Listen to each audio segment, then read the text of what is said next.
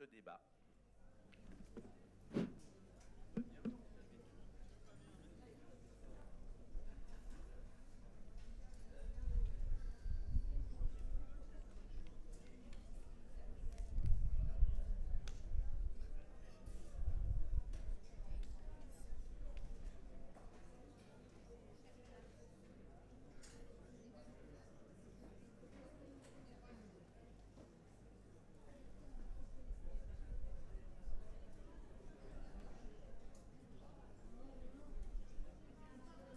Ça va? Tout le monde est prêt? Tout le monde est prêt? Tout le monde est là ou à peu près? Bon, eh ben, écoutez, on va commencer et pardonnez-nous pour ce retard, mais voilà, le temps de se retrouver, de caler deux, trois dernières choses et on n'a pas vu l'heure passer. Je me présente très rapidement, je m'appelle François Bonnet, je suis rédacteur en chef du site d'information Mediapart et Mediapart qui est depuis plusieurs années partenaire de ce festival de Douarnenez et donc on a co-organisé plusieurs débats ensemble ces dernières années. Voilà, alors le thème de ce débat, il est intitulé « Le ou les combats pour la liberté d'expression » et on a la chance d'accueillir trois intervenants de très grande qualité qui vont pouvoir parler de ça. Alors, un petit peu avant, on a décidé entre nous de faire un débat en tribune, si je puis dire, pas trop long, pour pouvoir ensuite largement laisser la place à des échanges avec vous, à des questions, à des relances, etc. Donc, préparez vos questions, puisqu'on n'a pas l'intention de parler pendant 1h30 non-stop. On va essayer de poser un peu le cadre général rapidement et ensuite de venir sur les questions qui vous intéressent, d'autant que, comme vous êtes là pour beaucoup d'entre vous depuis plusieurs jours et que vous connaissez ou vous avez appris énormément de choses, ce n'est pas la peine de redire en tribune des choses que vous avez déjà entendues. Alors, trois intervenants de très grande qualité, je dirais. Pinar Selek d'abord, j'allais dire qu'on ne présente plus, mais quand même qu'on peut présenter rapidement, sociologue, écrivain, militante féministe et pas seulement féministe, antimilitariste. Pinar enseigne les sciences politiques aujourd'hui à l'université de Sophia Antipolis à Nice. Et pour ceux qui ont suivi sa très longue histoire, elle est en bataille depuis maintenant 17 ans avec l'État turc, sous le coup de condamnations successives. Pinar en est à son 4e acquittement et 5e acquittement. Et son sort, c'est-à-dire sa possibilité de rentrer en Turquie, est aujourd'hui lié à une décision de la Cour suprême qui, évidemment, prend tout son temps pour se prononcer, puisque cette décision est attendue depuis 1 an. C'est ça? 1 an. Voilà. À ses côtés, Çağla Aykas, j'ai à peu près bien prononcé, pardon, excusez-moi. Alors, Çağla est sociologue, elle a étudié aux États-Unis et en France. Elle a été enseignante à partir de 2011 à l'université Fatih d'Istanbul, dont elle a été brutalement licenciée, virée, on peut dire, du jour au lendemain, à la suite d'un appel dont elle nous parlera, qui était un appel pour la paix, lancé en janvier 2015 par plus d'1 millier d'universitaires, et elle nous racontera comment la répression aujourd'hui ne frappe pas que les médias, mais frappe l'ensemble du champ culturel et intellectuel en Turquie. Et puis à ses côtés, et on se félicite qu'il ait pu venir, parce qu'on avait des doutes jusqu'à hier après-midi, Erol Onderoğlu, qui depuis presque 20 ans maintenant est représentant de Reporters sans frontières en Turquie. Erol, si je ne me trompe pas, a été arrêté pendant 10 jours au mois de juin, simplement pour avoir participé à un mouvement et à une campagne de solidarité avec le quotidien kurde Gündem, qui, je crois, a été fermé la semaine dernière, du reste. Alors, pendant ce débat, on va parler de la liberté d'expression, c'est-à-dire pas seulement de la liberté de la presse et de l'état des médias en Turquie, puisque ce qui est assez frappant aujourd'hui dans ce qui se passe en Turquie, et depuis quelques années déjà, c'est que c'est bien justement l'intégralité des champs d'expression intellectuels, culturels, militants, syndicaux souvent, qui font l'objet d'une répression assez féroce. Et alors on va quand même commencer par l'actualité, c'est-à-dire qu'il devait y avoir une 4e personne qui devait participer à ce débat, qui s'appelle Zehra Doğan, journaliste, et qui, elle, a été arrêtée le 21 juillet et qui, depuis, est toujours en prison et donc n'a pas pu, évidemment, se rendre à Douarnenez. Errol, est-ce que tu peux nous présenter son cas et, au-delà de son cas, nous dire qu'est-ce qui se passe depuis le 15 juillet, c'est-à-dire depuis la tentative de coup d'État militaire, en Turquie, en matière, pour le coup, de liberté de la presse et sur la situation des journalistes? Bonsoir, je suis très ravi de faire parmi vous, de venir à Douarnenez, et je remercie tous les gens de Douarnenez pour avoir tenu un festival de ce niveau. Je pense que le cas de Zehra Doğan est un cas assez simple de ce qu'encourent les journalistes d'opposition et les journalistes kurdes, plus particulièrement dans le Kurdistan. C'est vrai que, bon, à partir de l'instauration de l'état d'urgence il y a un mois, il y a beaucoup de choses. La situation s'est empirée pour ces journalistes pro-kurdes parce que, justement, la justice, l'état de droit n'existait déjà pas pour les journalistes faisant l'objet de poursuites dans le Kurdistan. Il y avait déjà l'état d'urgence, un état d'urgence inofficiel préétabli dans cette région-là. Zehra Doğan a été arrêtée accusée pour appartenance au PKK. Elle est en fait la reporter de l'agence féminine Jinha, une agence axée sur la situation des femmes dans le Kurdistan et dans la communauté kurde. Et elle est dessinatrice, elle fait des tableaux et elle essaye de s'exprimer la situation des femmes dans des cas extrêmes. Je pense qu'elle-même a fait l'objet de traitements assez inhumaines. Et lorsque vous regardez ce qu'elle dessine, vous arrivez à percevoir un cri un peu muet à travers ses dessins.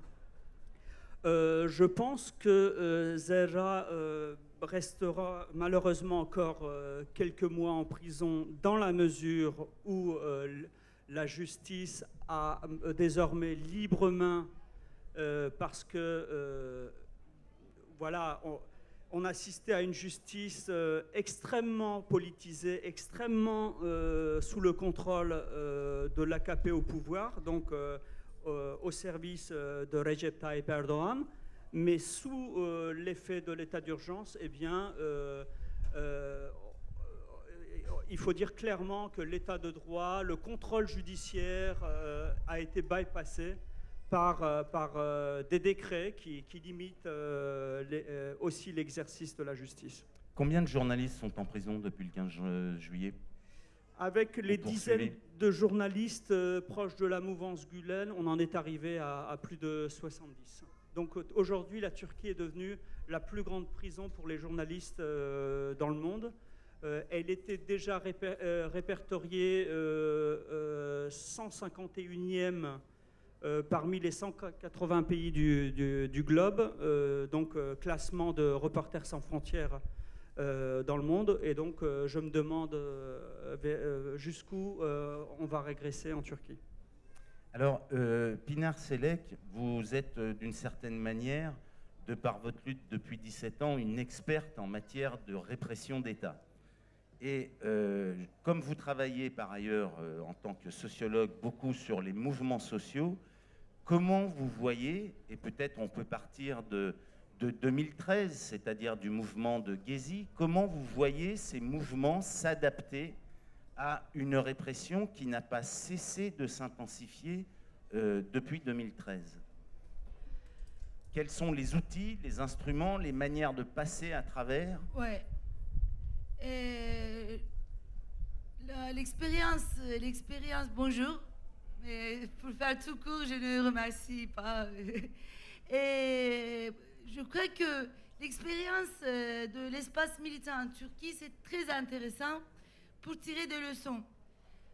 Parce que ça montre comment, malgré la violence extrême, malgré la répression meurtrière, on peut continuer à creuser des chemins. On peut continuer à résister. Vous savez, vous avez une chanteur, Jean Ferrat, qui chante une chanson « Ma France ». Il y a la France et il y a ma France. Il y a la France qui résiste, il y a la France qui domine. Alors, il y a deux Turquies. Il y a une Turquie qui est répressive, il y a ma Turquie qui m'attend, qui résiste, etc. Et alors, la répression ne donne pas lieu toujours à la résistance, ne donne pas toujours lieu à des tactiques d'adaptation. Mais en Turquie, on a pu faire ça parce que il y a plusieurs facteurs qui ont joué un rôle dans cette construction. Mais premièrement, je peux vous dire que les mouvements contestataires, ils étaient toujours dans la répression. Il n'y avait pas un moment qu'il n'y avait pas de répression. Alors, je pense toujours à des fleurs qui poussent dans le béton. Alors, le béton, ou je ne sais pas, il n'y a pas de l'eau, etc., ça ne dérange pas parce qu'il a déjà poussé dans le béton. Alors, ils ont émergé dans ces conditions. Et à un moment donné, jusqu'aux années 80, ces mouvements sont radicalisés. Donc, la radicalisation des mouvements contestataires ont aussi nourri la répression de l'État. C'était comme ça. Et après le coup d'État 80, il y a eu un miracle. Les gens, beaucoup en Arendt, qui parlent des miracles dans la politique, a dit que faire la politique, de pouvoir déclencher des nouveaux processus. Et ça s'est eu lieu. Et un groupe de personnes, d'abord les féministes, après les militants d'LGBT, après les antimilitaristes, après les autres groupes, ils ont mis en question à la fois l'État turc, à la fois les groupes de gauche, et ils ont créé leur cycle de contestation, nouveau cycle de contestation. Donc, ce que vous avez vu à la place Taksim, c'est pas tombé du ciel. Ça s'appuie déjà aux transformations de l'espace militant qui existait depuis longtemps. Alors, qu'est-ce qui s'est passé? Ces gens avaient des ressources. Ils avaient déjà leur réseau, ils avaient déjà accès les solidarités internationales et ils ont trouvé des méthodes d'adaptation, des tactiques d'adaptation. C'est important. Par exemple, les manifestations sont interdites, alors ils font la déclaration de presse. Ou bien ils trouvent des gens très connus, comme Sophie Marceau, Brigitte Bardot, je ne sais pas, et ils invitent à des manifestations. Comme ça fait... alors, il y a toujours des tactiques d'adaptation. Aussi, ils ont beaucoup utilisé, après les années 90, le rapprochement avec l'Union européenne. Ça créé une opportunité politique aussi, parce que les lois ont changé, etc. Même le journal arménien Agos, il a émergé dans cette époque-là. Mais ça n'a pas donné lieu à une institutionnalisation des mouvements comme en France. Il y a eu un radicalisme pragmatique. Ils ont utilisé tous les moyens, mais aussi pour nourrir les luttes. Mais à part cela, je peux dire, je parle très vite parce qu'il faut parler peu, mais il y a plusieurs facteurs. Et aussi, la convergence des luttes a joué un grand rôle pour pouvoir tenir. Alors, je peux vous dire que cette convergence était un peu obligée au début, parce que même si vous êtes critique à l'autre entre vous, même il y a des conflits internes entre vous, vous devez lutter ensemble. Mais qu'est-ce qui se passe? Dans deux ans, ça ne passe rien. Dans 4 ans, ça ne passe rien. Il y a toujours des conflits. Mais en 10 ans, quand vous luttez ensemble depuis un moment, vous changez, vous transformez, vous commencez à vivre des conflits internes. Dans le mouvement kurde, les femmes bougent, les LGBT bougent. Dans les mouvements féministes, les Kurdes bougent. Dans les mouvements arméniens, les LGBT bougent. Et ils ont créé beaucoup de mécanismes en dehors des structures, des réseaux militants, des communautés militantes qui réunissent les gens qui ont des multi-engagements, qui ne sont pas liés à des structures. Alors, ce n'est pas facile de résumer toutes ces expériences, mais je peux vous dire que on peut lutter malgré la violence, on peut continuer à survivre. Alors, Chala Pinard parle de béton et de fleurs qui arrivent à pousser dans le béton. En même temps, ce qui s'est passé dans l'université depuis un an, c'est vraiment une chape de béton qui est tombée sur tout le monde universitaire. Parce que vous me disiez que vous avez appris du jour au lendemain que vous étiez viré de l'université où vous enseignez. Et à l'origine de ça, il y a cet appel des universitaires pour la paix qui est publié en janvier 2016. Janvier 2016, on est en plein dans les grandes offensives de l'armée turque au Kurdistan. Est-ce que vous pouvez nous raconter comment l'impact qu'a eu cet appel ?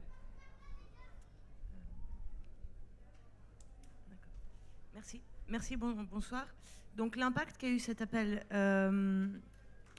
La pétition que nous avons signée était une pétition qui s'intitule « Nous ne serons pas complices de ce crime ». Et donc, quand on parle du crime, c'est la violence qui se passe au Kurdistan, qui existait depuis de nombreuses années, mais qui a repris de plus belle entre les deux élections en 2015, et qui nous a forcés tous à être témoins d'une violence extrême. Des assassinats, des meurtres, des gens qui se faisaient torturer, exhiber, donc une violence qui est très performative. Et beaucoup d'entre nous, il y avait beaucoup de personnes qui étaient actives en Turquie dans tous les mouvements, comme l'a dit Pınar, particulièrement dans le mouvement féministe LGBTI, qui était très actif, mais en même temps aussi des mouvements urbains, etc. Donc nous, en tant qu'universitaires, on a senti la nécessité d'intervenir ou de se prononcer. Et voilà. Alors cet appel a été signé, attendez, j'avais noté le chiffre par d'accord, l'appel a été signé 1128 universitaires, voilà, 1128. Dans la semaine qui a suivi, il y a eu 1000 nouvelles signataires avec d'autres professions. Vous me disiez des médecins, des avocats qui ont rejoint cet appel et qui du coup a été vécu comme une très grande menace par le pouvoir, d'où la rapidité de la réaction et de ce qui s'est passé dans les universités. Bon, c'est un système en fait qui marche une fois que le président de la République fait une déclaration publique. Après, il y a toutes les institutions de l'État qui se mettent en place. Donc, nous, en tant qu'universitaires, en ce qui nous concerne, ça veut dire que c'est le IUC, c'est le Conseil des études supérieures, qui donne des ordres à toutes les universités, aux recteurs des universités, aux doyens, aux professeurs, etc. Donc il y a toute une chaîne qui se met en place et c'est l'État qui est responsable, c'est des représentants de l'État, des administrateurs qui sont responsables. Après, on a aussi des procédures criminelles, beaucoup d'entre nous sont en procès. Donc vous avez vu, et à ma droite et à ma gauche, il y a des personnes qui ont fait de la prison et ont dû partir en exil à cause de ces procédures criminelles. Beaucoup des personnes qui sont présentes à ce festival sont des personnes qui ont passé du temps en prison ou sont en procédure actuellement. Et voilà. Mais, ce qui est difficile pour nous de comprendre, c'est ce système complètement vertical où l'ordre parti du gouvernement est immédiatement décliné à tous les étages. Donc ce Conseil supérieur des universités, il est totalement dans la main du pouvoir. Et comment il descend ensuite? Comment il fait que vous êtes renvoyé du jour au lendemain? Comment il fait que des professeurs d'université du jour au lendemain arrivent, leur bureau est fermé, leur ordinateur a disparu, voilà, terminé, au revoir. Donc il y a cette chaîne, comme je le mentionnais, les recteurs, les doyens, etc. Mais en même temps, pendant ces dernières années, on a vu la mise en place de mécanismes de contrôle aussi qui marchent par le bas. Donc il y a un système qui a été créé, par exemple BIMER, où les étudiants peuvent faire des délations de leurs professeurs. On a aussi des professeurs qui dénoncent leurs étudiants qui sont politiquement actifs. Donc c'est un système de contrôle en fait qui vient du haut et qui commence en général avec des mots du président de la République, qui ensuite est repris, mais en même temps qui encourage en fait les populations, différentes parties de la population, à elles-mêmes menacer les personnes. Donc ça marche un petit peu de tous les aspects de la population. Les menaces sont à travers les institutions, l'administration, le système légal, mais aussi des personnes qui sont encouragées à utiliser de la violence. C'est aussi l'une des raisons, je pense que peut-être l'un des slogans qui réunit beaucoup des mouvements sociaux en Turquie, c'est Katil Devlet, État criminel. Et quand on dit État criminel, c'est pas juste que l'État va assassiner des gens, mais ce qui arrive aussi, mais c'est aussi le fait que les institutions de l'État, en fait, ne remplissent pas leurs fonctions.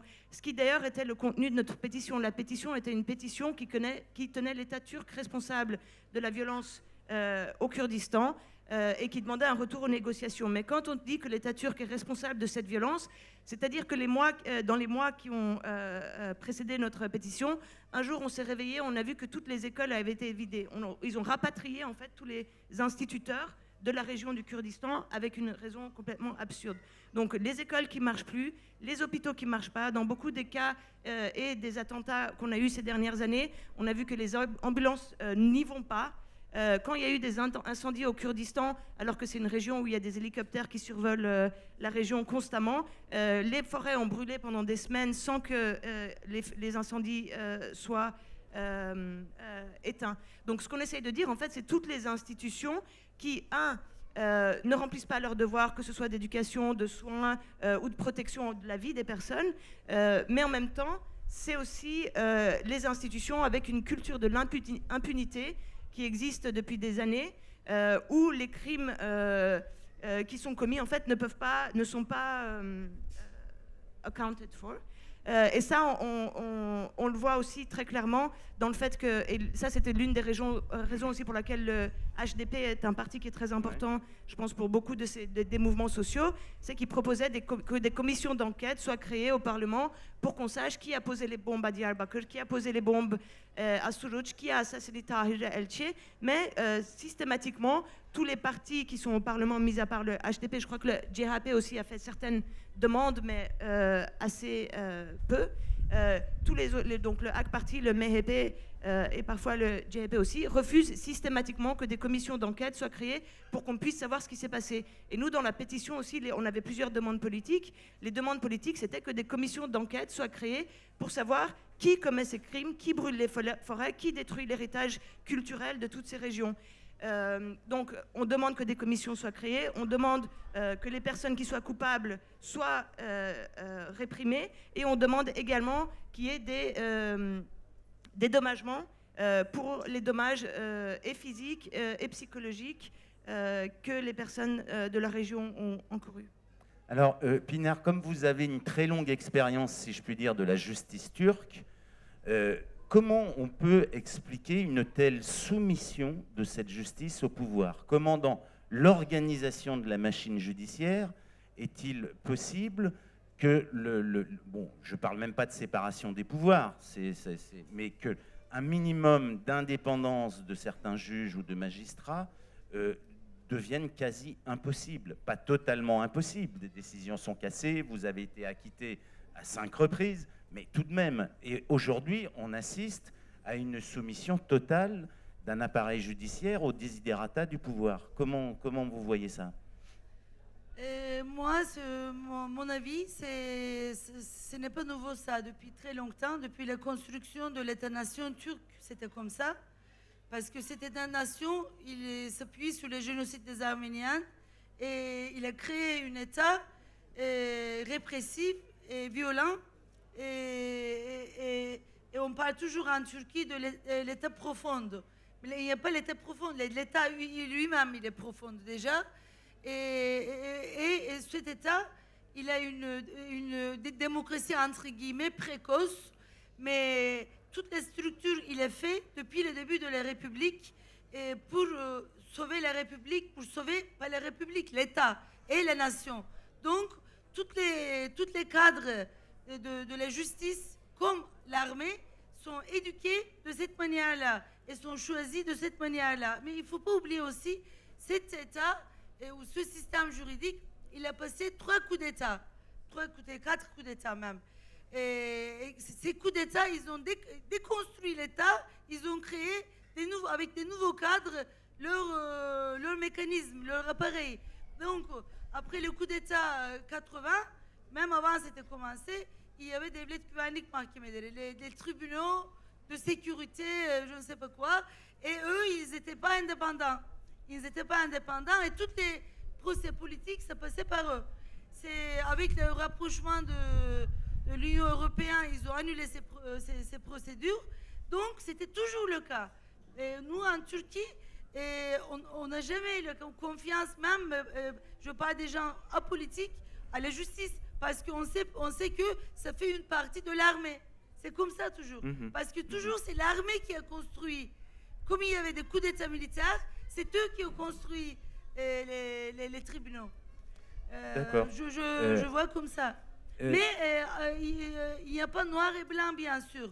Parce qu'il y a la complexité dans toutes les structures.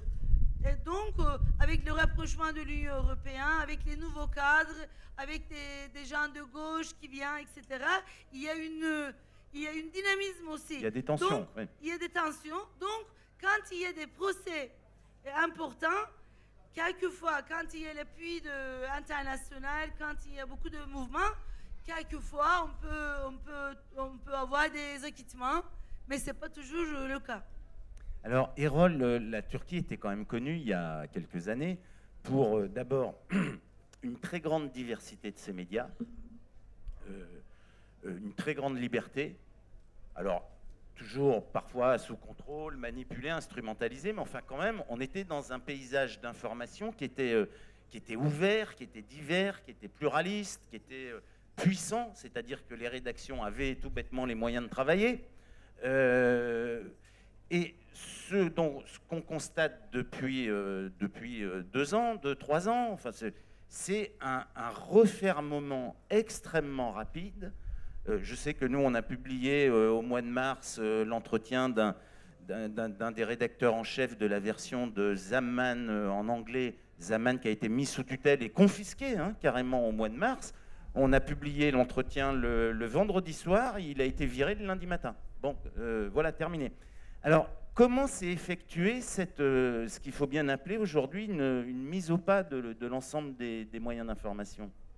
Et en particulier, on parlait tout à l'heure de cette réunion de juillet 2015.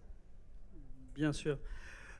Alors, avec l'arrivée au pouvoir de l'AKP, donc le Parti Justice et Développement, la première mission du régime a été de créer son propre média. Donc, jusqu'en 2000, on pouvait parler de politique militariste imposée par l'état-major des armées. Donc, la vision des militaires était assez importante dans le fonctionnement des grands médias. Donc, l'AKP a estimé bon de créer son propre média. Où aller lorsqu'on veut contrôler les médias? Il faut aller négocier avec les patrons de l'audiovisuel, pas la presse écrite. Les Turcs consomment l'audiovisuel et très peu la presse écrite. Et comparer la propriété des médias en Turquie par rapport à la France, on peut dire que on peut quand même compter une dizaine d'hommes d'affaires qui investissent non seulement dans le secteur des médias, ils investissent dans les médias pour amplifier leur pouvoir et pour s'enrichir encore plus. Ce sont des très grosses entreprises qui investissent dans le secteur de construction hydroélectrique, de l'importation de véhicules, ils investissent dans le secteur banquier. Enfin, c'est des grands groupes, des holdings. L'AKP leur a bien expliqué que s'ils s'alignaient, s'ils adoptaient une ligne éditoriale favorable au parti, eh bien, les contrats fructueux à signer avec les institutions, avec les ministères, etc., tout se passerait bien. Donc, une grande majorité des patrons de médias ont dit d'accord. Il n'y avait plus que 2 groupes de médias qui résistaient. Le groupe de médias laïque Dogan, et le deuxième, le groupe Zaman. Donc, pour le groupe Zaman, il n'était pas question qu'on qualifie souvent proche de la confrérie Gülen. Exactement. Donc, cette confrérie qui a changé de veste à partir de 2013, qui était fervent défenseur du régime, mais lorsque Erdogan a estimé bon de fermer les centaines d'écoles privées que gérait donc ce prédicateur installé aux États-Unis, eh bien, c'est toute la hiérarchie de la justice et des cadres au sein de la police qui ont réagi contre Erdogan parce que ce cléric, en fait, avait assuré le fonctionnement de l'État pendant des décennies. Donc, immédiatement, affaire de corruption contre Erdogan, immédiatement, arrestation de proches des ministres, etc., pour corruption. On a tous semblé bon de soutenir cette politique de transparence, mais derrière, il y avait une affaire de vengeance entre eux. Donc, ce cléric. Oui, mais justement, est-ce que je crois que ce qu'on appelle le 13-25 décembre, hein, c'est-à-dire cette séquence où pendant une semaine sont publiés des documents et des écoutes téléphoniques également accablants sur le système de corruption mis en place par l'entourage d'Erdogan et de plusieurs ministres. Et c'est pas de la petite corruption, hein, de mémoire. C'est vraiment absolument colossal. Ça, c'est un moment de bascule quand même, semble-t-il. Parce que là, Erdogan se sent très directement menacé. Donc c'est une vraie bascule dans les relations entre le pouvoir et les médias. Erdogan s'est senti trahi, abandonné par tous ses cadres, par le soutien de cette communauté religieuse qui avait quand même assuré des cadres à l'AKP, qui étaient démunis de tous ces moyens pour faire fonctionner l'appareil d'État. Donc voilà, on a réduit au silence le groupe Zaman parce qu'on a mis sous tutelle judiciaire toute l'entreprise des médias. On savait très bien que c'était le cas pour mettre la clé sur la porte, parce que lorsque vous prenez le contrôle d'un groupe de médias, eh bien l'audience, le lendemain, quitte... bascule ailleurs, et on a bien fermé Zaman, on a bien fermé Samanyolu TV, etc., etc. Le seul groupe qui restait, c'était le groupe Dogan, mais le soir de la tentative de coup d'État militaire, un journaliste de ce groupe, de CNN turc, a établi une liaison sur téléphone portable avec le président Erdogan, et lui a donné l'antenne pour qu'il s'exprime et pour qu'il se défende, pour qu'il appelle aux Turcs de se manifester contre le coup d'État militaire. C'est ce qui a sauvé le groupe Dogan, qui a aussi donné un signe à Erdogan que voilà, on essayait de calmer le jeu avec le pouvoir, et que désormais il n'y aurait pas de contestation de la politique officielle. Sinon, la sphère des grands médias en Turquie est totalement sous le contrôle d'Erdogan, et il reste en Turquie une poignée de petits quotidiens pro-kurdes, socialistes ou laïques qui essayent de mettre en cause tout ce qu'il y a de négatif, corruption, politique illicite géostratégiquement, opacité, etc. Je fais juste une petite incise. Il ne s'agit pas du tout de comparer la situation des journalistes en Turquie et celle des journalistes en France, parce que nos collègues turcs, eux, risquent leur vie tous les jours ou presque. Mais quand vous parliez des 10 hommes d'affaires qui contrôlent la quasi-totalité des médias, c'est également le cas en France. Hein, on avait fait la liste lors d'un précédent débat. On a une dizaine de nos oligarques qui contrôlent à peu près, on avait fait le compte, 85% des médias, si on égrène la liste des Lagardère, Dassault, Bernard Arnault, Bouygues, Bolloré, etc., etc. Et vous vous souvenez sans doute que Sarkozy avait décidé de nommer directement le président de l'audiovisuel public, et il avait tendance à confondre ce qu'était l'audiovisuel public avec l'audiovisuel d'État. Et puis, il avait fait cette annonce magnifique à la rédaction des Échos. C'est lui qui avait annoncé à la rédaction des Échos que Bernard Arnault venait de racheter les Échos. Et c'est lui qui leur avait transmis l'information, et qui avait dit au directeur de la rédaction de l'époque que très probablement, il allait également être remplacé. Donc, voilà, il y a quand même des phénomènes de correspondance. Oui. Une minute seulement. Et François, il a bien dit ça, parce qu'on ne parle pas d'un pays lointain il y a la Turquie, il Voilà, souffre, c'est pour ça etc. c'est pour On ça que vit je en citais. plein dedans avec les répressions policières partout maintenant en France. Je vais donner seulement l'exemple de Bernard Mesadri, qui est maître de conférence à l'université d'Avignon, qui a été inquiété par la justice parce qu'il a critiqué Manuel Valls. Et dans un groupe de email interne à l'université. Et moi, j'ai participé à Avignon à son procès. Le procureur parlait comme ça avec lui et il lui demandait « Quelle est ta thèse? Raconte-nous ta thèse !» C'était vraiment kafkaïen. Et j'ai pleuré, j'ai pensé à moi, à mon procès. Voilà. Et il n'y a pas longtemps, il y a 4-5 mois, je crois. Procès qu'il a gagné. Hein. Il a gagné. Procès ouais. qu'il a gagné, Mais puisque ce qu'il a c'était une subi, mail il a list subi. interne de l'université, de Strasbourg. Hein, c'était à Strasbourg. Tchala, on parlait tout à l'heure, et tu soulignais l'importance quand même d'un réseau de solidarité international qui s'était mis en place pour tous les universitaires qui ont été renvoyés, qui ont dû quitter leur emploi. Comment ça s'organise, puisqu'on parle là des combats et des résistances? Bon, il y a pas mal de choses qui sont passées sur Internet au début.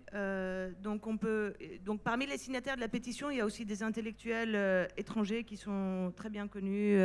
Donc je ne vais pas citer leurs noms maintenant, parce que chaque fois on cite leurs noms. C'est tous les autres dont les noms on ne cite pas.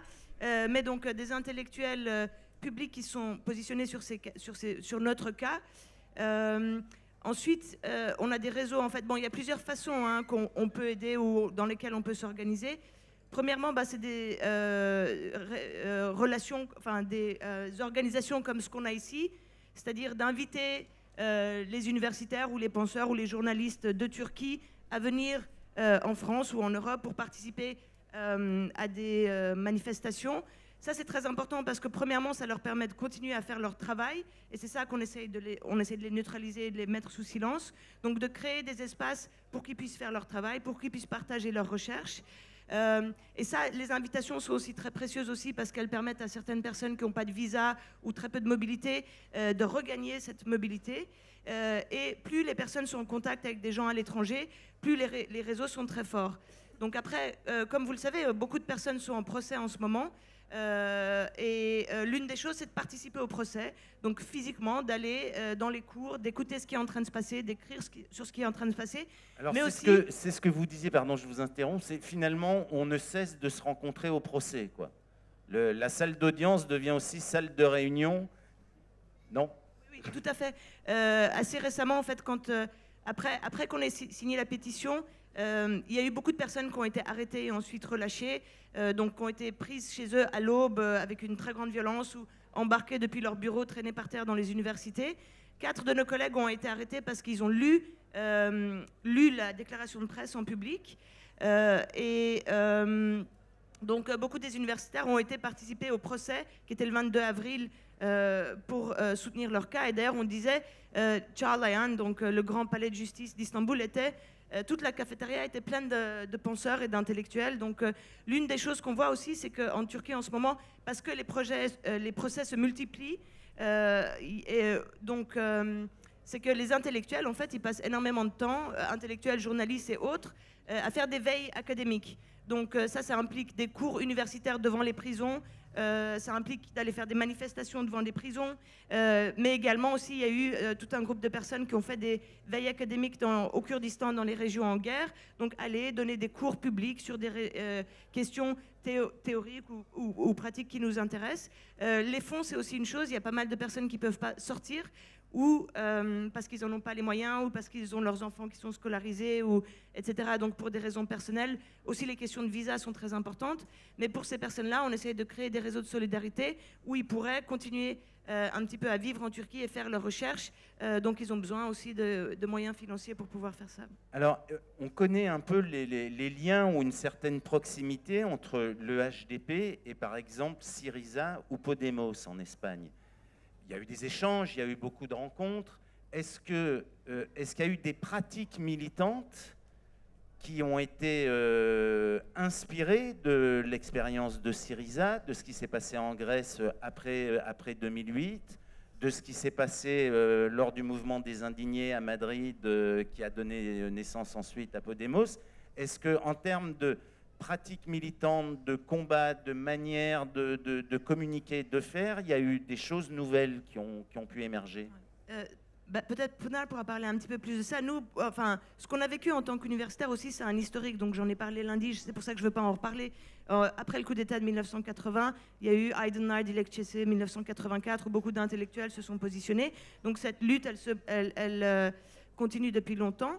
Nous, ce qui est arrivé il y a 6 mois, donc on n'a pas été tellement en fait peut-être en lien avec ce qui se passait en Grèce ou en Espagne à l'époque, mais par contre ce qu'on a vécu c'était aussi une violence très forte en Égypte. Notre collègue Jedjeni qui a été assassiné, qui était en Égypte, nos collègues syriens aussi qui ont vécu beaucoup de violence, en Iran également des universitaires qui se faisaient arrêter.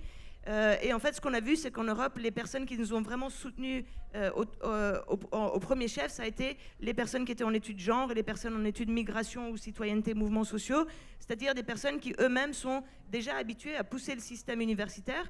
J'en ai un peu parlé lundi, c'est pour ça que je ne vais pas peut-être trop le faire maintenant, mais donc ce qu'on est en train de vivre, c'est le résultat de politique militariste et le résultat de politique néolibérale. Et ce problème, il existe dans toutes les universités, où on nous force à publier, où on nous force à faire certaines choses qui ne sont pas très académiques ou intellectuelles.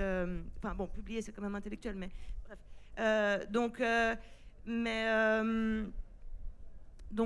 Voilà. D'accord, ok. Si vous voulez, si vous avez des questions, faites-moi signe et commençons les échanges et puis on poursuivra. On va vous passer un micro. Ça serait bien d'avoir des questions ou alors des interventions vraiment très très courtes, pardon, que le maximum de gens puissent intervenir. Voilà. Merci, monsieur. On commence par vous. N'hésitez pas, monsieur. Voilà, allons-y. Oui, merci. Je trouve ce débat extrêmement intéressant et utile, mais je le trouve un peu trop centré sur les causes internes à la Turquie. Et la question que je voudrais poser, c'est quel est le poids de la communauté internationale? Et pour prendre un cas très concret, est-ce que si l'Union européenne, au lieu de faire un marchandage honteux avec la Turquie, de sous-traiter la question des réfugiés, vous nous débarrassez de nos réfugiés comme l'Angleterre se débarrasse à Calais de ses réfugiés, et on vous donne tous les milliards d'euros que vous voulez, on vous fout la paix sur ce que vous faites à l'intérieur, on ne veut pas savoir. Est-ce que s'il y avait eu une autre politique de l'Union européenne, les choses auraient pu se passer autrement? Qui veut répondre? Oui, on va répondre, bien sûr. Non, alors répondons comme ça, parce que sinon, après, on n'a pas de réponse précise. Donc, c'est mieux de prendre question par question, ça permet de fournir des réponses plus précises, si vous le voulez bien. Comme mes amis vont dire sur les institutions, le rôle des institutions, moi, je vais dire seulement qu'il ne faut pas oublier depuis quelques temps, les institutions internationales ont perdu leur poids dans les politiques en général. Et le capital, il est devenu transnational. Il n'y a pas maintenant Total, Renault ne sont pas ni français ni quelque chose. Et ils ont créé leur politique transnationale, leur institution transnationale. Et les institutions internationales qui réunissent les États-nations comme avant, maintenant, il a perdu son poids dans le Moyen-Orient, dans le rapprochement de la Russie et la Turquie, dans le rapprochement ou des conflits internes, parce que c'est les réseaux transnationaux jouent un rôle important. Je veux seulement dire ça, mais par rapport aux institutions internationales, ils ont un rôle, et ça continue, mais peut-être mes amis vont dire quelque chose. Vous voulez intervenir, Erol? Brièvement, merci. Exactement dans le contexte, dans le marchandage que vous venez de proposer, je pense qu'il y a vraiment un blocus dans la politique turque et internationale. C'est que Erdogan, c'est celui qui incarnait les réformes. ce qui incarnait l'union du pays, un pays consolidé, tourné vers le monde entier, qui est capable de développer de nouvelles axes financières, etc., etc. Mais c'est celui qui a créé une allergie incroyable, qui a divisé de manière extrêmement dramatique la société turque d'aujourd'hui. C'est celui qui a décimé le langage, la discipline de la diplomatie avec Bruxelles, avec l'Union européenne. La semaine dernière, j'étais en contact avec des députés européens et de la section d'élargissement de l'Union européenne. Ça se voit très bien qu'avec Erdogan, les choses ont vraiment du mal à avancer. Erdogan a un défaut, a un problème de crédibilité par rapport à ce qu'il fait et par rapport au message qu'il donne à sa masse électorale. Donc il y a quelque chose qui va bloquer de manière radicale. Mais si vraiment on doit proposer un avenir aux négociations avec l'Union européenne, c'est une formule où Erdogan est placé à un niveau extrêmement symbolique. Extrêmement symbolique. Si je peux faire une petite remarque pour compléter ces réponses. Je pense qu'il y a un choix stratégique qui a été fait par l'Europe en 2007, qui est d'interrompre le processus d'adhésion de la Turquie à l'Union européenne. Choix revendiqué par Sarkozy très fortement, choix appuyé par tous les pays d'Europe centrale et par d'autres. À partir du moment où ce choix est fait de geler le processus et de le repousser, voilà, on a intégré la Bulgarie en 2 ans de négociations avec un rapport totalement trafiqué sur la mise aux normes européennes de la Bulgarie. On a fait de même avec la Roumanie. Il y a eu ensuite un choix stratégique, politique de fait sur la Turquie n'intégrera pas l'Union européenne. À partir de là, l'Union européenne se met hors jeu. C'est-à-dire, elle s'enlève tous les leviers dont elle pouvait disposer. Et comme par ailleurs, l'Union européenne n'a pas de politique de défense commune, n'a pas de moyens militaires et n'a pas de politique étrangère commune, eh ben, on voit très bien qu'aujourd'hui, par exemple, elle ne pèse rien dans la crise syrienne. Et que ce n'est pas l'Union européenne qui va pouvoir construire un moindre rapport de force politique avec le pouvoir turc aujourd'hui, puisqu'en plus, comme vous l'avez souligné, elle lui demande de sous-traiter la crise des réfugiés. Donc on est complètement out, on est hors jeu. Erdogan, il ne regarde pas l'Union européenne aujourd'hui, il regarde les États-Unis sur la question de l'OTAN, et il regarde la Russie et il regarde l'Iran. L'Union européenne, c'est simplement, à mon avis, hors de son champ de vision. Et on l'a vu lors de sa dernière visite à Moscou. Deuxième petite remarque, dans la série des révolutions écrasées, il y a bien sûr la Syrie, mais il y a l'Égypte. Et l'Égypte, c'est quand même l'une des plus grandes monstruosités aujourd'hui. C'est une dictature militaire féroce qui a tué des milliers de personnes, qui en a emprisonné des dizaines de milliers et qui martyrise sa jeunesse. Il faut voir les différents rapports des organisations internationales, ce qu'ils disent de la répression de la jeunesse égyptienne. Cette Égypte-là, cette Égypte du maréchal Sissi, a été décrétée partenaire stratégique, allié stratégique de la France. C'est une déclaration de Valls, c'est une déclaration de Hollande, qui on leur vend des armes à ne plus savoir qu'en faire depuis 2 ou 3 ans.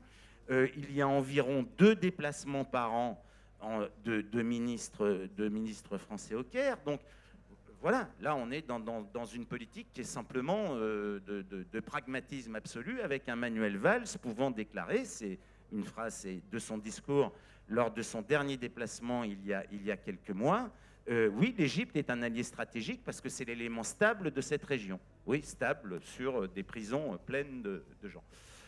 Une autre question. Oui, à vous. Oui, une question très rapide là. Qu'est-ce que le 15 juillet a changé par rapport à la situation que vous présentiez auparavant là? Déjà avant, ça semble être une situation déjà de plus de démocratie, et depuis, vu les arrestations dans tous les secteurs, eh bien, on se demande où est-ce qu'on en est dans l'évolution du régime turc. Est-ce que vous pouvez nous éclaircir là-dessus? Qui souhaite répondre? Ouais, je peux peut-être commencer. Donc il y a une augmentation, enfin quantitativement il y a quelque chose de très différent qui se passe. Donc on se retrouve en l'espace de 2 jours 70 000 personnes qui ont été licenciées, 30 000 personnes qui ont été mises en examen, etc. Donc les chiffres, il y a un grand changement dans les chiffres des personnes qui sont agressées par l'État. Mais en même temps aussi il y a une chose assez intéressante qui se passe, c'est parce que toutes ces dernières années en fait, les personnes qui étaient soumises ou sujettes à la violence étatique ont été plutôt les minorités, donc les minorités sexuelles, et les minorités religieuses, les minorités ethniques. Mais là, en fait, le conflit, il est entre deux groupes de personnes ou partisans, partisans qui sont musulmans, qui sont conservateurs et qui sont nationalistes, tous. Et quelque part, en fait, ce qu'on voit là, c'est que beaucoup des personnes qui sont arrêtées en ce moment sont des personnes qui sont pratiquantes, etc. Donc c'est peut-être l'une des choses qu'on voit, c'est que l'État qui se revendiquait d'un islam et qui avait été oppressé pendant des années dans la République turque est en train lui-même aussi d'arrêter des femmes voilées, d'arrêter des personnes comme ça. Donc, et ce qui veut dire aussi que, alors qu'avant il mobilisait un discours qui était très islamique et très nationaliste, maintenant en fait le discours devient de plus en plus étatique et nationaliste toujours, mais aussi concentré autour d'un personnage spécifique de plus en plus. Donc cette personnalité de Erdogan, du leader, il a toujours été mis en avant.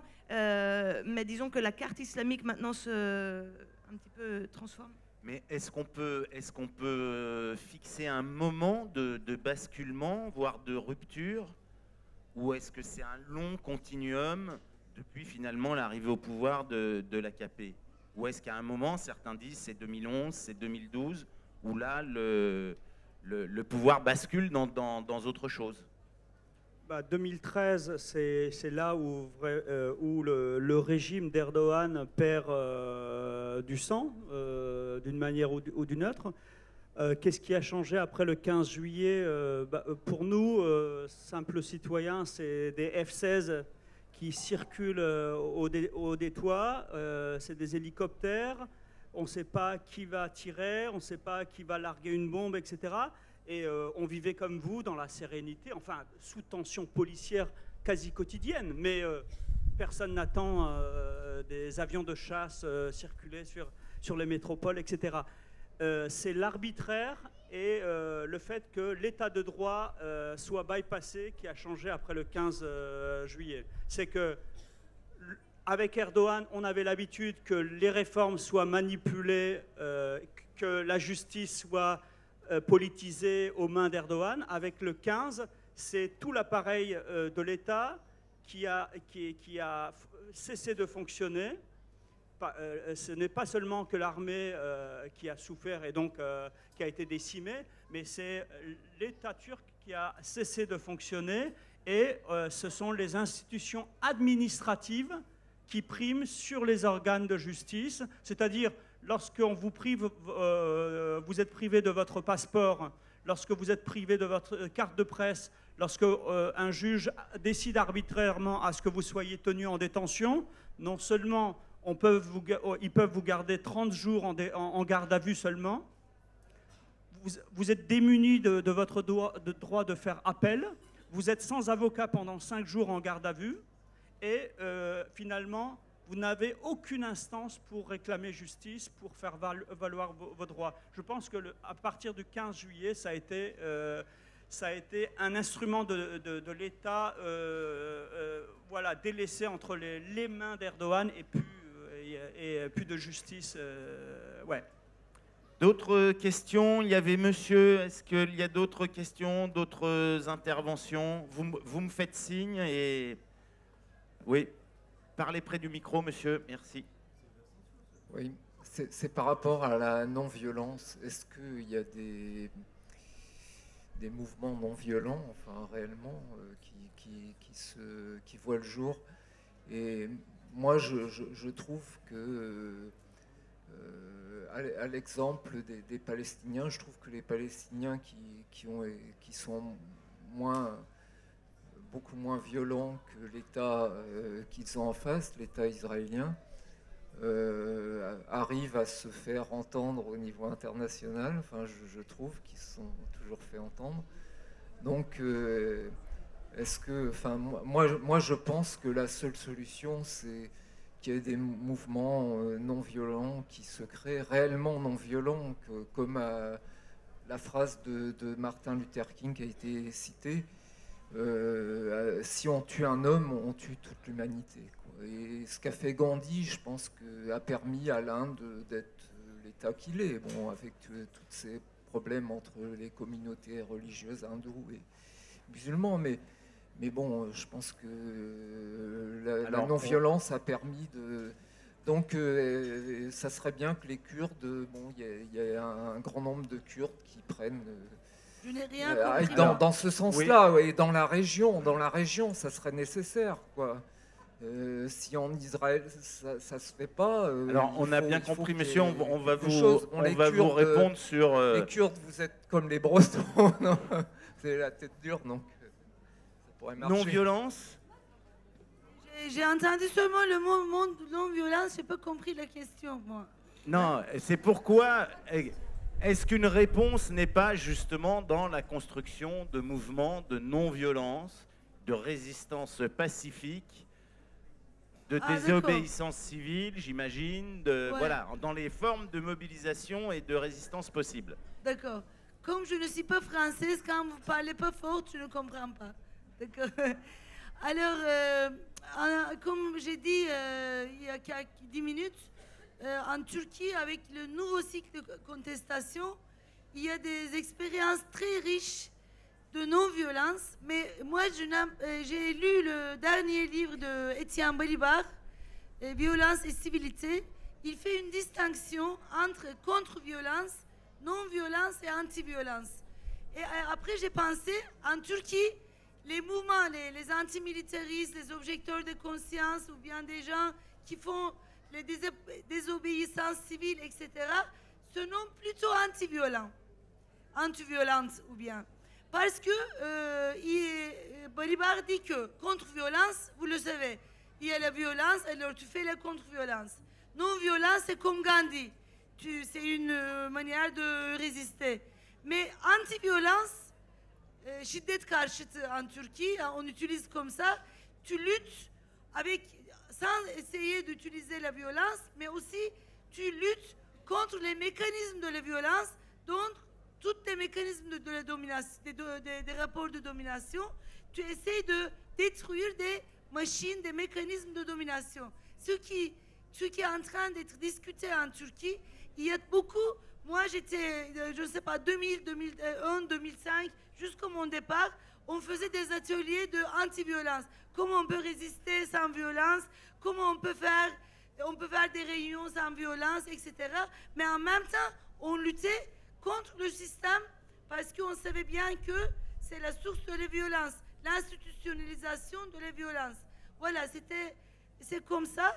Et je ne vais pas discuter maintenant le mouvement kurde où il y a la violence en Turquie, mais en même temps, il y a beaucoup de groupes qui essaient de créer la politique, qui essaient de créer d'autres modèles de résister. Moi, Voilà. je trouve aussi, j'ai de la peine un petit peu à comprendre votre question parce que, je dirais peut-être tous les participants de la Turquie qui sont là, sont pas des personnes qui utilisent la violence.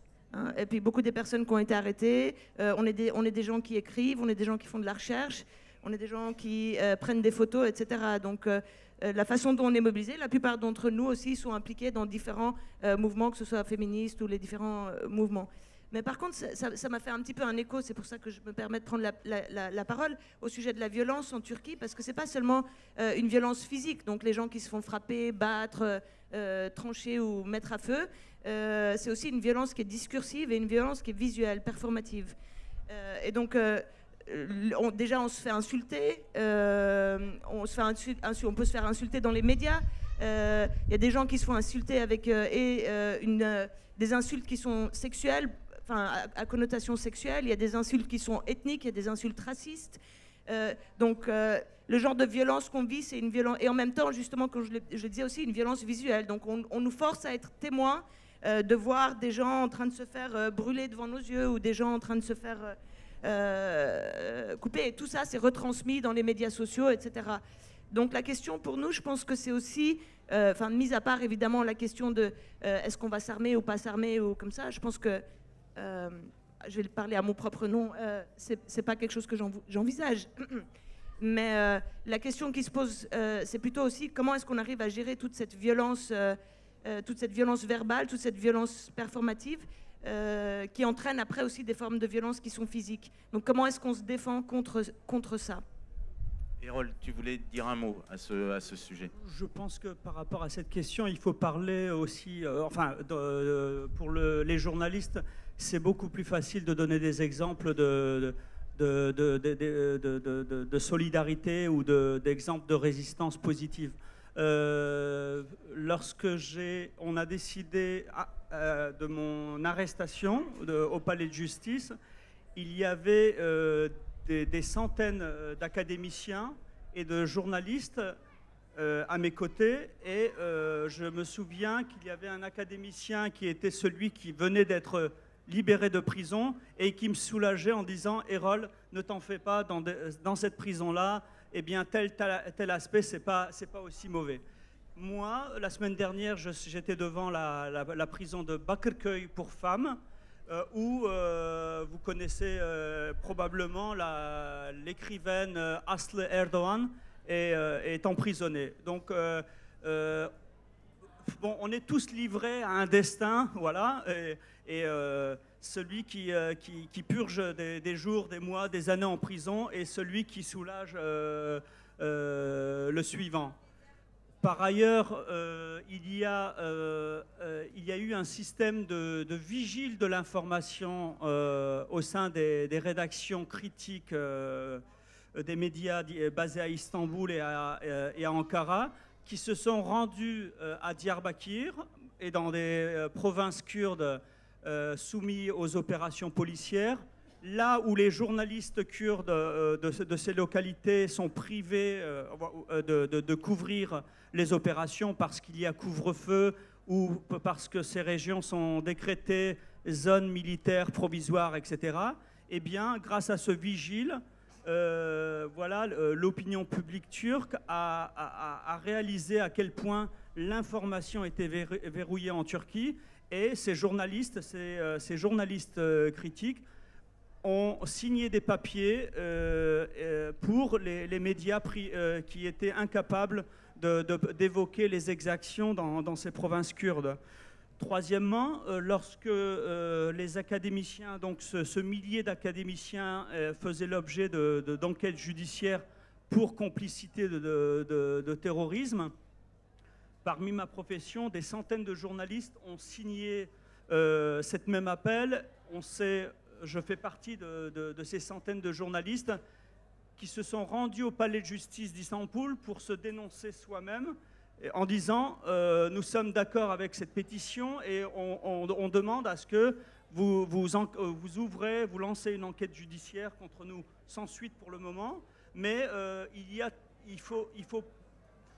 y a vraiment une sphère de contestation qui est sur le point d'être liquidée en Turquie, mais elle existe toujours et on essaye toujours de développer des moyens de résistance souriants. Oui, on se connaît tous dans les palais de justice. J'ai passé 20 ans à suivre des procès de journalistes, mais ces 3 dernières années, j'ai tendance aussi à suivre des procès d'académiciens, des procès d'artistes, de caricaturistes. Donc le champ d'oppression s'élargit, mais la solidarité aussi. Voilà. Merci. D'autres questions? Alors, madame, attendez, pardon, madame, à vous après? Ah bon? Alors, ça vous fait rien, monsieur? J'ai loupé sa demande précédente. Allez-y, allez-y, allez-y. Non, je suis désolé, mais du coup, on m'oblige à revenir en arrière sur le débat. Si on avait accepté ma question tout à l'heure, on aurait eu une continuité. Je ne l'ai pas vu, monsieur. Bien. Allez, levez très haut la main. Non, mais c'est lui qui m'a pas passé le micro. Hein. Bon, c'est tout. Bon, allez-y, je vais arrêter là-dessus, mais je voulais simplement que, suite à la question du monsieur sur le 15 juillet, le 15 juillet, vous avez répondu en expliquant qu'en fait, quelque part, Erdogan s'en est servi pour poursuivre un coup d'État civil qui était déjà engagé avant. Et je crois que ce coup d'État civil, il n'y a pas n'importe quoi non plus. Il y a deux mots qui parlent ici. Il y a état d'urgence et il y a unité nationale. Donc je voudrais que vous reveniez un peu là-dessus, c'est-à-dire comment, y compris ce 15 juillet et ses suites, ont profondément transformé le champ politique en ce qui concerne les alliances et le rôle d'un grand parti du principal d'opposition qui est le GP. Oui. Alors, là, c'est assez précis. Allez-y, on va prendre votre question. Parce que comme je vois que le temps passe... Oui, je me demandais si dans cette surenchère de terreur politique, il n'y a pas au sein de la classe dirigeante des voix qui s'élèvent quand même. Je pense surtout aux dirigeants économiques qui doivent se dire aussi que Erdogan, par ses dérives autoritaires, il précipite la Turquie dans un chaos économique qui va finir quand même par lui être préjudiciable. Et je pense surtout au tourisme, enfin voilà, y compris ces dirigeants qui dirigent les médias, ils peuvent peut-être aussi se poser des questions de où est-ce que ça va les emmener, quoi. Ok, qui souhaite répondre? La transformation du champ politique, cette grande construction de l'union nationale et de la nouvelle Turquie, qu'est-ce que... Eh bien, allez-y. Alors, je pense que comme Erdogan n'a jamais eu l'idée de prendre son chapeau et le mettre devant pour réfléchir, il a essayé, à partir de cette tentative de coup d'État militaire, il a essayé de saisir cette opportunité pour dire qu'il résistait contre cette tentative de coup d'État militaire pour la démocratie, au nom de la démocratie. Mais seulement lorsqu'il y a eu les avions de chasse qui passaient, lorsqu'il y a eu les échangés de tirs à Ankara, des opérations entre agents spéciaux et la police nationale, etc. Lorsque la situation s'est clarifiée, les Turcs ont dit oui, d'accord, nous aussi on est contre tout coup d'État militaire, mais les valeurs de démocratie que nous revendiquons ne semblent pas être les mêmes que vous défendez là. Donc forcément, ça a été les militants de l'AKP qui sont sortis dans les rues parce que l'opposition turque n'a pas confiance à la politique d'Erdogan depuis très longtemps. Donc on se disait, est-ce que c'est un complot? Est-ce que cette tentative de coup d'État n'est pas une manipulation, etc. Mais au fin fond de la question, il y a une différence de la perception de la démocratie au sein de l'opposition opposition républicaine et kurde, et la définition d'Erdogan de la démocratie. Donc, si vous voulez, Erdogan a forcé Kemal Kılıçdaroğlu, Erdogan a forcé les leaders d'opposition à revendiquer sa version de la démocratie, et en disant oui, c'est bon, je vous ai entendu, et à partir de maintenant il y aura de la réconciliation et rien d'autre. Je suis sûr que au prochain tournant, les leaders qui ont soutenu l'AKP après cette tentative de coup d'État auront leur leçon, et en excluant les Kurdes de toute négociation de paix et de toute forme de réconciliation, eh bien, ce n'est pas viable. Et je pense que avec le contexte géopolitique, avec la Syrie, avec l'opération contre Daesh et les mouvements et les militants kurdes de Syrie, je pense que la Turquie est vouée à une instabilité incontrôlable désormais. Alors, on répond à votre question. Il y a une autre question là-bas. Votre question, madame, c'était finalement pourquoi il n'y a-t-il pas de voix critique au sein même de l'AKP, au sein même du pouvoir Erdogan, que ce soit dans les milieux économiques ou politiques. Et pour compléter votre question, c'est vrai que moi j'ai toujours été surpris de voir toutes les grandes figures de l'AKP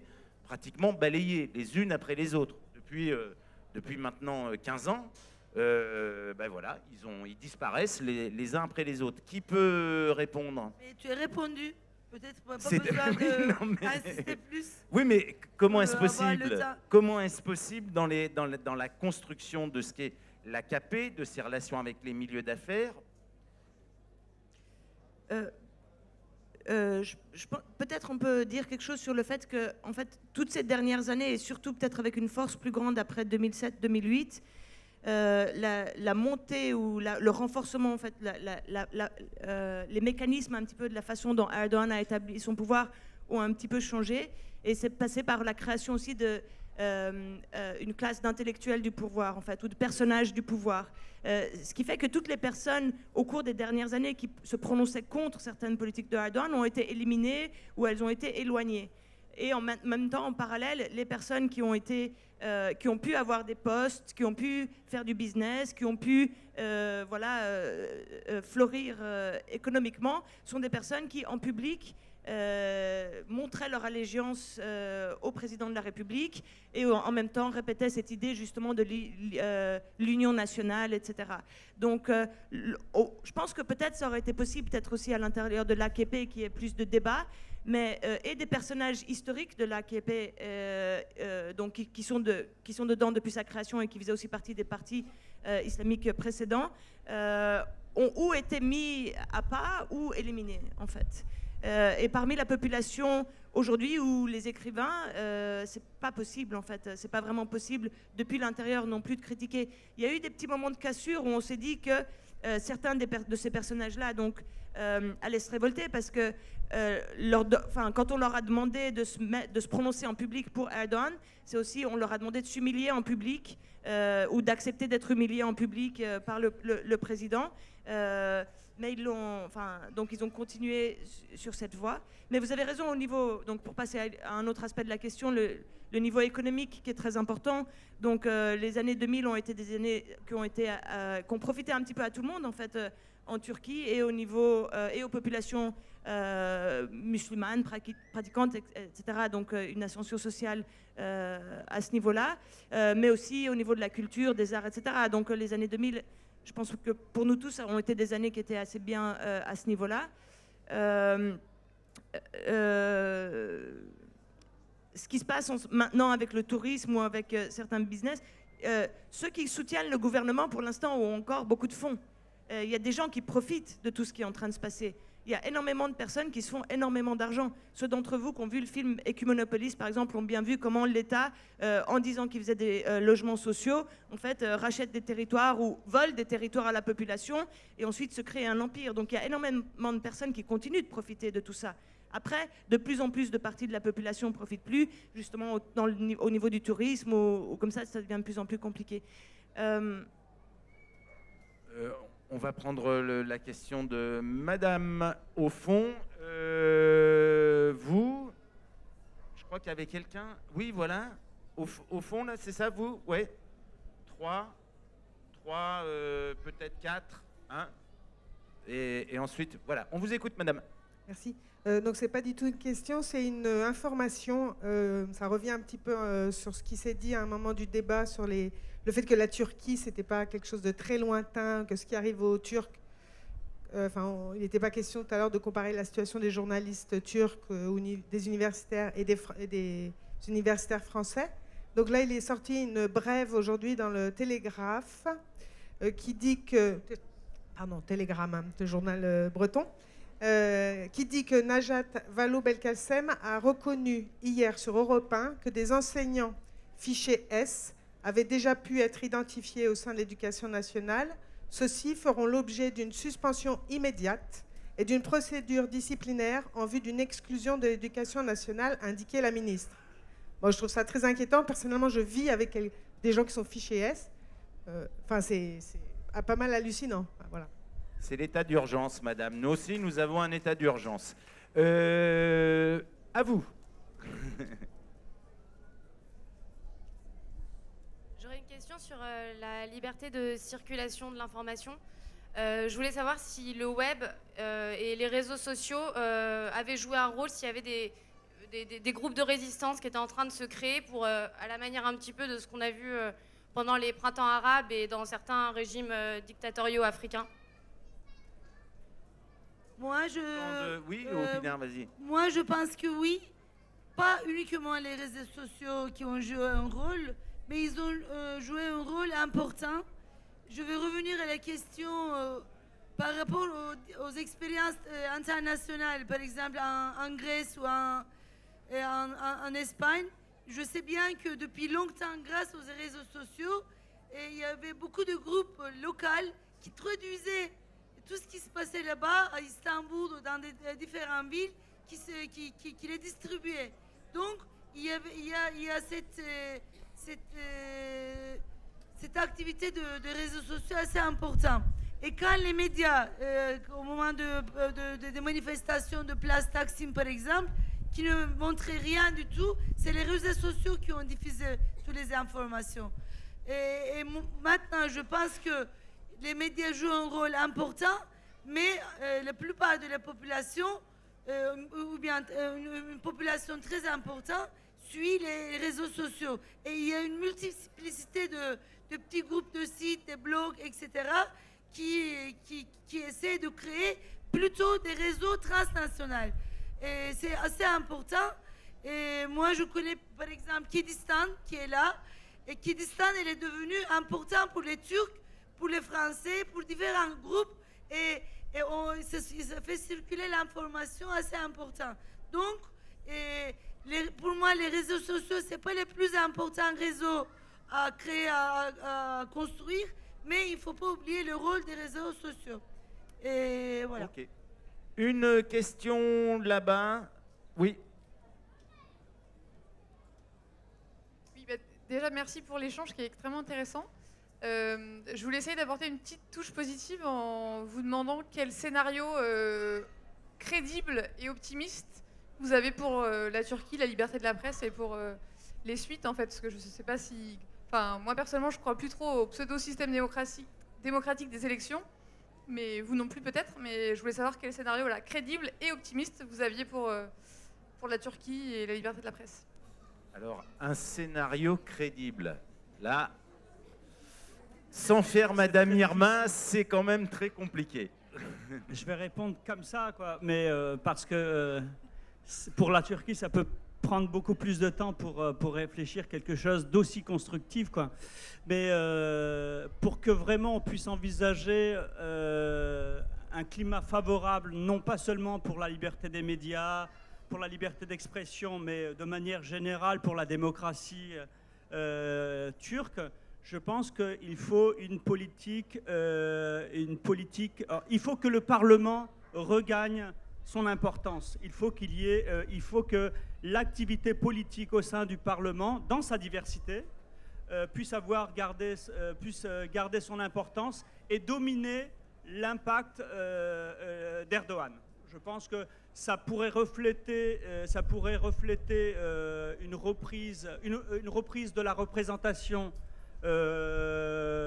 culturelle en Turquie. Ça pourrait créer une accalmie politique en disant enfin le parti pour lequel je vote a pris les choses en main, mais sinon sans politique de transparence, si Erdogan s'entête à accéder à son système, à la présidence soutenue, si la politique réelle Erdogan, c'est de ne pas abandonner les rênes entre les mains de l'AKP et trouve des formules pour déstabiliser la société dès que son règne est en danger, je pense que ça va aller nulle part. Et de toute façon, vous allez voir, c'est une société qui se déstabilise à un rythme assez flagrant, quoi. Donc, pas d'avenir aux journalistes sans avenir aux citoyens, quoi. Pour répondre à cette question, je pense que je vais essayer d'aller à un niveau peut-être un petit peu plus micro de comment fonctionnent en fait les enfreins, les problèmes avec la liberté d'expression. C'est par exemple, il y a des mots qu'on ne peut pas utiliser, il y a des termes qu'on ne peut pas utiliser, il y a des langues qu'on ne peut pas utiliser. Pour donner des exemples, on en a beaucoup parlé ici, mais le mot génocide, c'est un mot qu'on ne peut pas utiliser ou difficilement en Turquie. On a pu un petit moment maintenant, ça devient de nouveau compliqué. La langue kurde, il y a des gens qui se font arrêter ou frapper dans les rues parce qu'ils écoutent de la musique ou parce qu'ils se parlent en kurde. Et donc, la lutte qu'on a à mener, c'est quelque chose aussi qui est très micro. Donc, le scénario crédible, c'est qu'on va tous continuer à faire notre travail, on va continuer à faire des dictionnaires, on va continuer à faire de la recherche, à déconstruire ce langage qui est militariste et qui est très agressif et très violent. Et qu'on va... voilà, donc on va se battre un petit peu comme ça pour qu'on puisse créer quelque chose de mieux. Voilà. Oui, j'allais dire un peu la même chose. Et la structure politique ne change pas, mais il y a une très importante transformation dans la société. Et pour moi, ce n'est pas le Parlement, ce n'est pas l'Assemblée nationale qui va changer les choses. C'est cette construction et cette transformation qui est en train de transformer la société. Maintenant, ce n'est pas beaucoup, mais il y a 10 ans, on ne pouvait pas utiliser le mot génocide. Maintenant, on utilise difficilement, mais on peut utiliser dans certains milieux où même on peut écrire là-dessus. On ne pouvait pas parler kurde, ce n'est pas parce que l'État a accepté, mais on a fait une lutte assez importante, mais le kurde, elle est devenu visible. Alors, on passe d'une tunnel sombre de l'horreur, mais c'est important de pouvoir continuer parce que en continuant, on voit qu'on se transforme et il y a des choses qui se changent dans nous, entre nous, vraiment. Et c'est pour cela que la solidarité internationale, transnationale, je ne sais pas, est importante pour avoir un peu comment on dit, pour avoir de l'oxygène, pour continuer encore plus. Et voilà.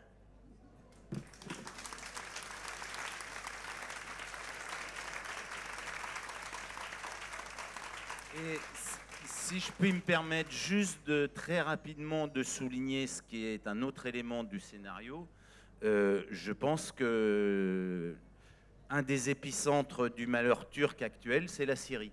Et que tant qu'on ne sortira pas de cette guerre absolument horrible qui dure depuis maintenant 5 ans, qui a fait 400 000 morts et qui a vidé la moitié du pays, et qui déstabilise toute la région, et on voit comment le pouvoir d'Erdogan est en train d'utiliser le cas syrien pour également continuer à renforcer son pouvoir, je ne vois pas trop d'autres solutions possibles. Il y avait une dernière question. Il est parti? Ah, monsieur, partez pas, vous avez une question. Revenez.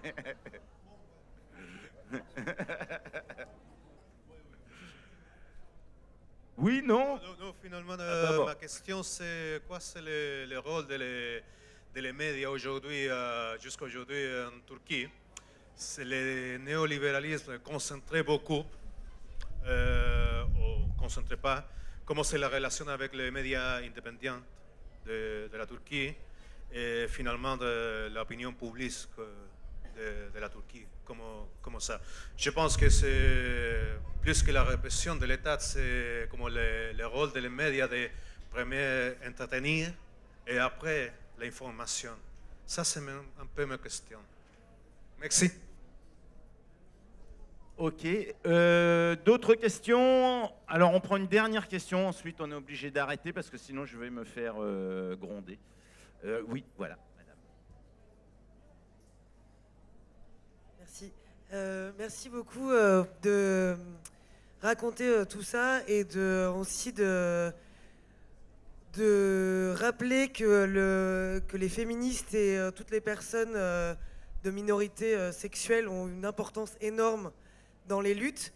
Et en fait, juste là, pendant la discussion, et bien évidemment, on parle de la Turquie et du coup, c'est très problématique. Et vous êtes revenu plusieurs fois sur l'importance des solidarités internationales. Et du coup, ici et maintenant, en France, nous vivons une répression. Et je pense qu'elle n'est pas négligeable. On est vraiment dans une transformation sociale avec un terrorisme d'État qui est en train de se mettre en place, avec une construction d'un ennemi intérieur. Et quand la personne a lu tout à l'heure le petit article qui est tout petit dans le journal, donc pas très visible, j'ai été choquée en fait de la réaction et de la remarque juste qui a suivi après de votre part, en disant eh oui madame, nous sommes dans un état d'urgence. Et pour moi, je suis choquée parce que... Vous avez compris que c'était du second degré, j'espère. Eh bien, ce second degré m'a énormément choquée, je vous répondrai. Aussi en tant que féministe, et je me suis sentie attaquée comme si moi-même j'avais pris la parole. Et je trouve que en fait, ce n'est pas négligeable, et qu'effectivement on parle de la Turquie, mais ici et maintenant, il y a des choses aussi qui se passent.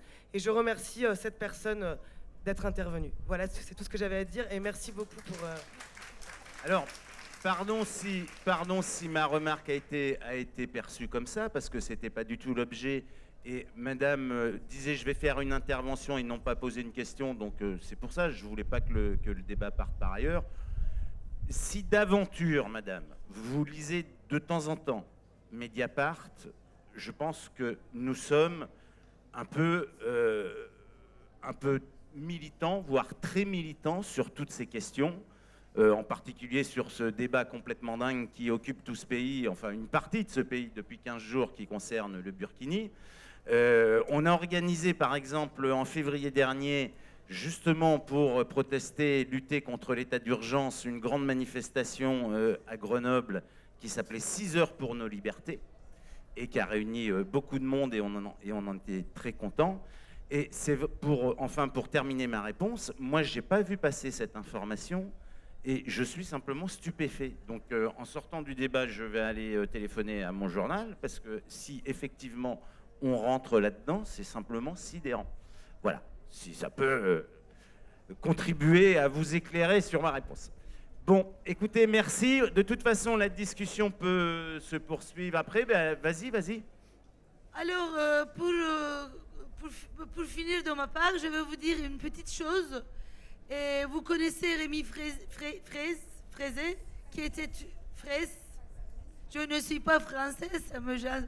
Et alors, après lui, et après cet assassinat, on a créé une grande collectif partout et pour mettre en évidence la militarisation et la répression policière. Et dans ce cadre-là, maintenant, en octobre, à tous les octobres, on fait une manifestation, une action devant une usine de l'arme ou devant un endroit qui signifie l'armement, etc. Et cette année, ce sera en Saint-Étienne. Et ce serait 22-23 octobre, mais ça va commencer 15 octobre. Avant cette action, il y aura des débats. Et nous, on organise un débat sur comment on résiste malgré la violence avec des méthodes alternatives. Ce serait le 15 octobre à Saint-Étienne. Il y aurait des militants de Turquie, des antimilitaristes qui vont parler. Il y aurait des Iraniens, il y aurait des Français, il y aurait des Syriens. Et on va faire un débat ensemble, comment on résiste. Après, on va mettre ensemble toutes ces expériences et toutes ces tactiques d'adaptation, ou je ne sais pas, on va traduire en arabe, en perse et en kurde, en turc, en italien, et on va distribuer partout. Si vous nous donnez vos contacts, on va vous envoyer aussi. Merci.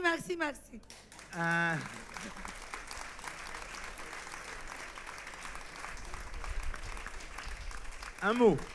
Oui, enfin, deux mots même. Ouais, en fait, on nous a demandé assez souvent, enfin, le débat de hier soir de LGBTI était, je pense, vraiment un des meilleurs débats un des très très bons débats de ce festival. Ouais. Et l'une des questions qui a été beaucoup posée là-bas, en fait, qui était intéressante, c'est comment est-ce que les personnes font pour résister avec tellement de violence et avec tout ce qui arrive.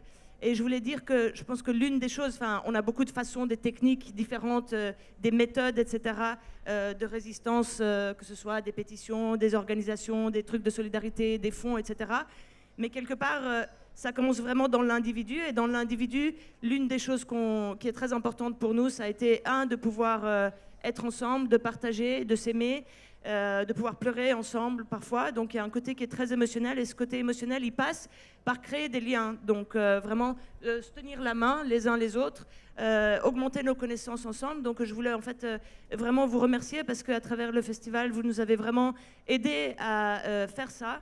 Ça a été très riche pour nous d'être ici, de partager vraiment. On a senti, c'est assez difficile parfois de parler parce qu'on sent que les gens veulent prendre beaucoup d'informations ou utiliser beaucoup d'informations, alors qu'ici on a eu un vrai partage. On a senti qu'on pouvait beaucoup donner, et on a toujours besoin de beaucoup donner, mais on a senti aussi qu'on a énormément reçu. Et donc pour toute cette richesse, pour tout ce langage, on a pu parler des langues et utiliser des mots et des lettres qu'on ne peut pas utiliser en Turquie. Et donc vous étiez là aussi pour les entendre. On a pu écouter aussi beaucoup de choses, particulièrement aussi nos amis du monde des sourds, donc, et les traducteurs et les amis. Donc moi, c'est la première fois que j'ai eu des discussions et politiques sur des questions avec des amis sourds. Donc merci Douarnenez, merci à tous. Et voilà, la lutte continue. Et merci donc aux 3 traducteurs qui ont suivi et retransmis tout ce débat. François, c'est comment ? François ? Un mot. Allez. À moi, vous avez accompli un grand travail en nous invitant ici. J'ai l'habitude de travailler à travers la solidarité internationale, puisque je suis en contact direct avec Paris tous les jours. Et voilà, on associe toujours des institutions internationales des journalistes dans ce qu'on fait à Istanbul et en Turquie. Mais je voudrais vous féliciter pour ce festival de grande importance et de grande envergure. Et je voudrais dire chapeau à tous les habitants de Douarnenez pour avoir contribué à ce festival. Et un grand merci encore une fois. Et à la prochaine. Merci.